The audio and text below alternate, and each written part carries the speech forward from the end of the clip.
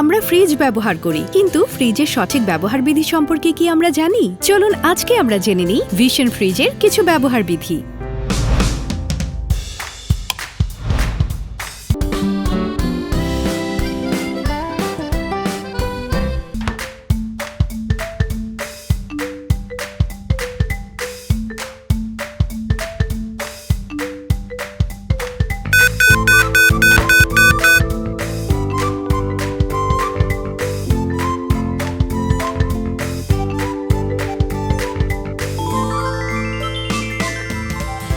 ফ্রিজে খাদ্যদ্রব্য গাদাগাদি করে রাখবেন না।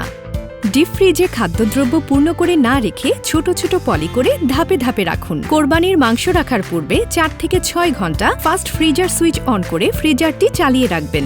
এতে করে মাংস দ্রুত ঠান্ডা হবে। ডিপ ফ্রিজে শাকসবজি, ফলমূল বা তরকারি রাখা উচিত নয়, এতে স্বাদ নষ্ট হয়। ডিপ ফ্রিজের খাবার একবার বের করার পর দ্বিতীয়বার ফ্রিজিং করা স্বাস্থ্যসম্মত নয়, তাই প্রয়োজন মতো ছোট ছোট কন্টেইনার বা পলি ব্যাগে রাখুন।